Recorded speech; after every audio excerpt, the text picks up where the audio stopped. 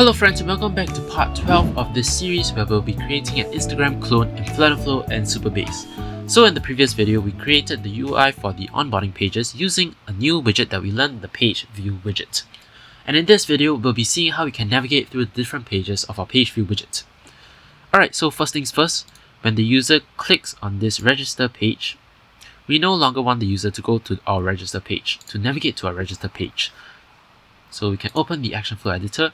And instead of the register page over here, we want the user to go to the onboarding page now.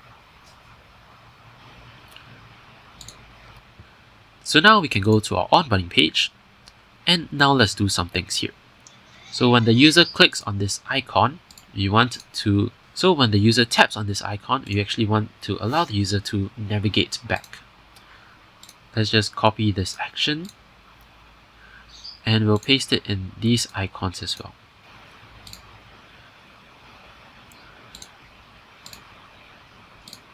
And also, I just realized that one thing that I should have done is that instead of pasting this icon, this back cancel icon, in each of these pages over here, different pages over here, what I could have done is I could have actually extracted this icon row and paste it outside of this page view.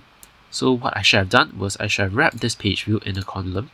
But you see that trying to wrap this page view gives us an invalid action error.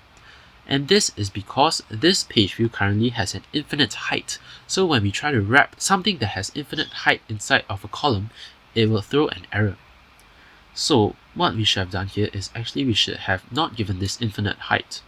We should have given it a fixed height of, let's say, 500, or maybe one thing that I like to do is I can also click on this percentage sign and I can give it a height of 90%, so it takes up 90% of the screen. So now, if we try to wrap this widget inside a column, the page view now is able to be wrapped inside this column. And we can also go ahead and paste a cancel row, which you can't see because it's being blocked by our page view. Yep, so we bring it all the way up here. Now you can see it here. Oops, it looked like I put it in the wrong... Yeah, I still put it in the primary details page. So let's just take this row, move it inside this column over here. So now it's inside the column itself. And we give it some padding of 24 on both sides. So now, it is not in the page view widget itself, but it's in the main column of the page. So in the page view, let's go to our secondary details page, and let's go ahead and remove this column, or that row, that cancel row, and do the same thing for this last page. So remove this cancel row. So now whenever we want to edit any functionality for this cancel icon, we don't need to go ahead into each of the 3 pages and edit them separately. You can just edit it once over here. So this concept is called abstraction, and it deals with trying to minimize the amount of work that you have to do, especially for shared components or shared widgets throughout your app.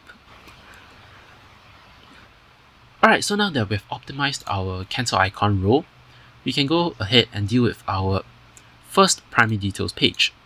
So in this page, we want to allow the user to upload a profile picture. And we learned how to allow the user to upload images before, so we'll just repeat that here. So whenever the user clicks on this text, we want to add a new action to upload. And we want to upload/save media. For the upload type, it'll be Supabase. And let's actually go ahead and create a new bucket in Supabase. So we go under storage, and we'll just create a new bucket called profile, or profiles. It'll be a public bucket, and under this profiles bucket, we'll create a new folder called pictures. Remember, we also have to add policies so that users can access our profiles bucket. So you want to create a new policy under profiles, press full customization, give it a policy name for allow full access, and choose all of these different functions over here, these CRUD functions. Then we'll just click on review, save policy, and now users have full access to this bucket. Now we can go back to our FlutterFlow project, and for the bucket name, it'll be profiles, and for the folder path, it'll be pictures. Then we want to close this. And now for this image, in order to reflect the uploaded image in this circle image, we can scroll down to this path over here, and it'll be under widget state, uploaded file URL. We can also give it a default variable value. So let's just choose the one in our post component, and let's just copy this default variable value.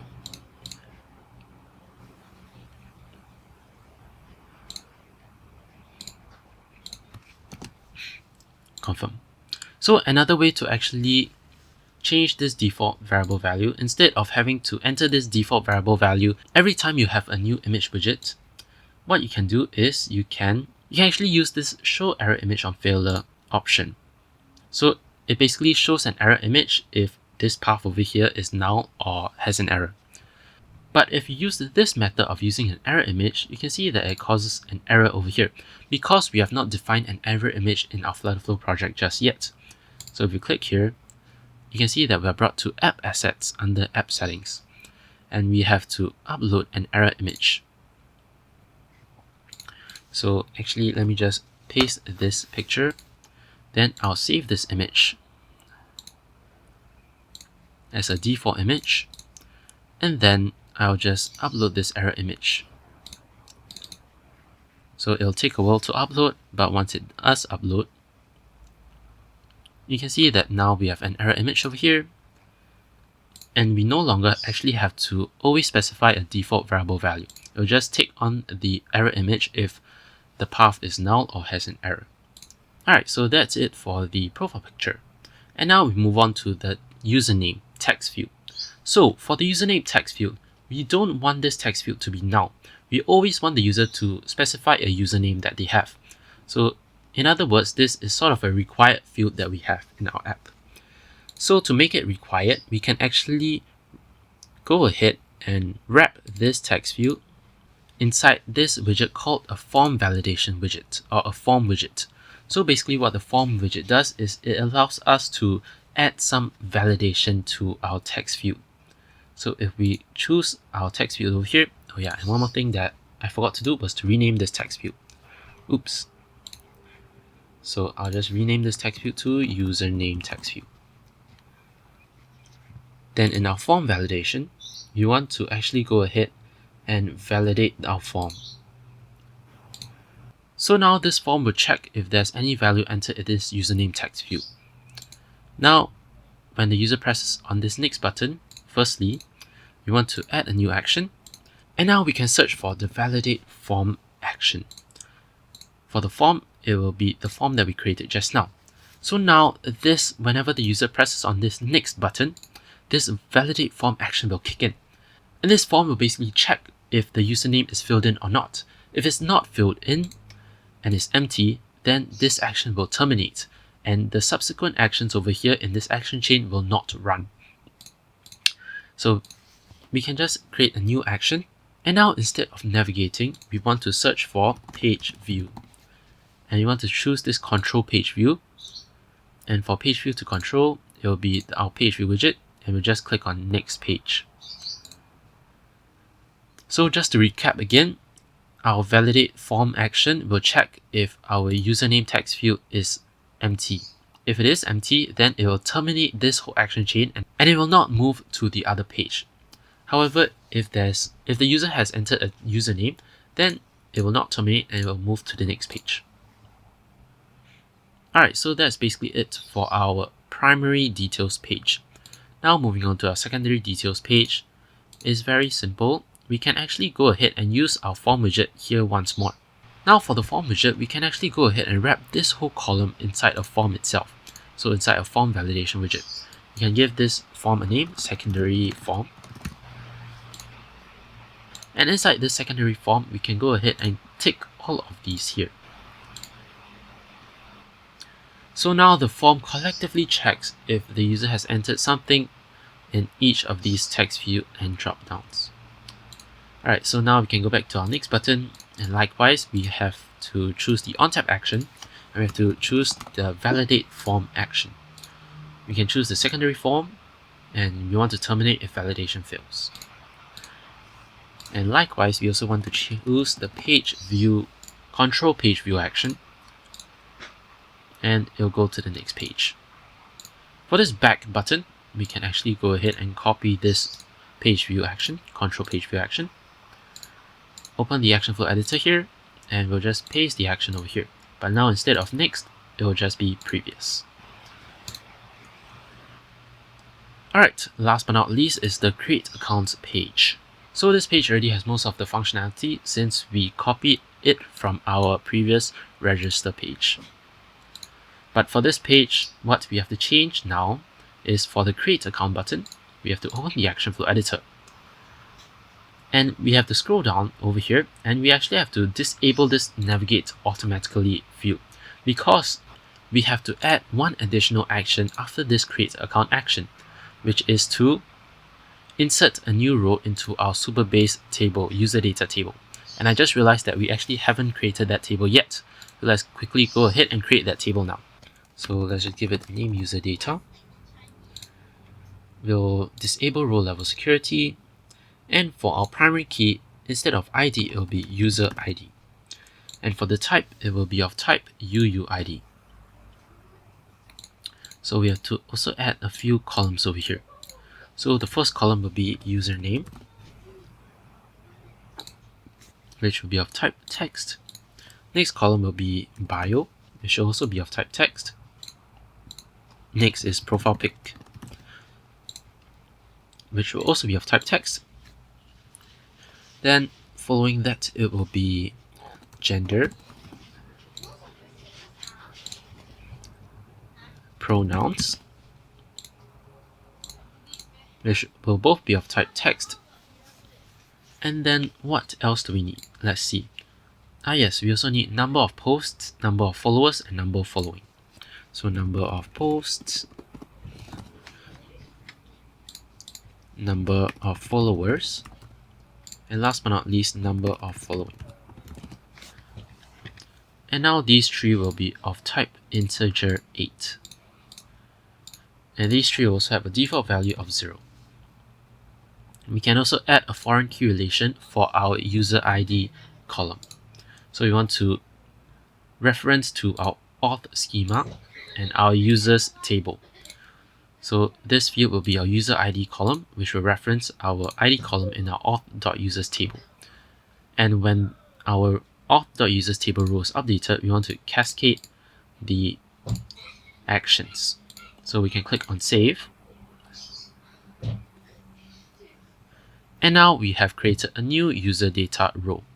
And remember, whenever we add a new table or edit any table inside our Supabase database, we have to go to FlutterFlow under settings and integrations, and we have to go to Supabase to get the schema once more, so that FlutterFlow is now up to date to our updates that we have done in our Supabase database.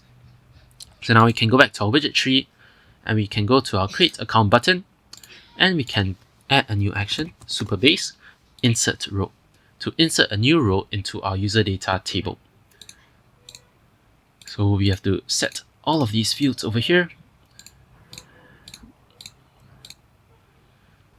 So for the user ID field, it will be authenticated user ID. For created app, we don't need that. For username, it will be under widget state. And you can see that widget state is where we have access to all of our text fields that the user entered. So we can choose our username text field. And this is also why it's a good thing to rename your text fields as well. So username text field, for bio, it will just be widget state, bio text field. For profile pic, it will be widget state uploaded file URL. For gender, it will be under widget state, gender dropdown. For pronouns, it will be under widget state as well, pronouns text field. And for number of posts, number of followers, and number following, we don't need all of that. Alright, so after we have inserted the row, then now we can navigate to our home page. And we also don't want to allow back navigation so that we won't allow the users to navigate back to our onboarding page. Alright, yes, so that basically wraps it up for how to implement an onboarding process and workflow in our app, as well as how to insert the data into an extra user data table. So we can go ahead and test it out to see if it works. Okay, so Tesla has just loaded up, and I just realized that there's actually no way to log out of our app now currently. So there's actually, because in the profile page, there's no way to go to our edit profile page, which is where the logout button is at. So let's just quickly fix that really quickly. So in this column, let's just add a row. We'll bring this row all the way to the top, and we'll decrease this padding here. In this row, let's just add a text to edit profile. We also want to align it to the right, so main axis alignment to the right. Give it padding to the right of 24. You can actually go ahead and copy this text instead. I think I'll just, oops, wrong. This links text. So we copy that and we'll paste it here. So paste it inside this row and delete this text. Then this will be edit, and we'll just add a new action on tap action to navigate to our edit profile page. Yep, then now we can reload test mode to actually log out of our account. Alright, so we can go here, then we can click on edit to our edit profile page, and let's just log out. Alright, so now we're in the login page. So let's see what happens when we click on register here to create a new account. You can see that we're brought to the first page of our account setup or our onboarding process. If we click this, we are exited out. Let's just quickly create a new profile.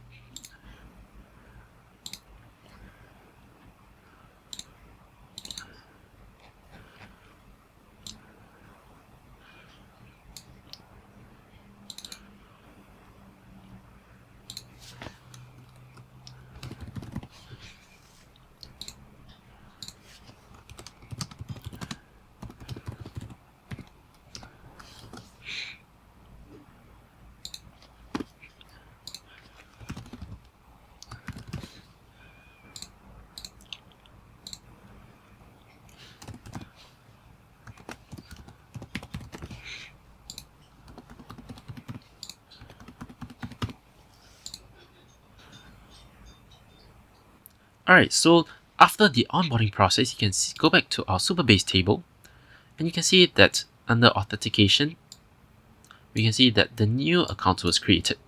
And previously, I deleted the previous two accounts that I previously created as well. If we go to our table editor, however, it's much more interesting. If we go to our user data table, you can see that now we have a new row inserted with additional information such as username, bio, our profile picture, our gender, as well as our pronouns. So great, now this works, and now our onboarding process is complete. Alright, so that basically wraps it up for this video. In the next video, we'll be seeing how we can implement the concept of views, which basically takes two or more tables and merges them together based on a specific condition, so that we have access to data from both tables. And we can now use views to reflect our username as well as the username over here inside our post component, so that it's not just the UUID for now. So I look forward to seeing you in the next video, and I'll see you there.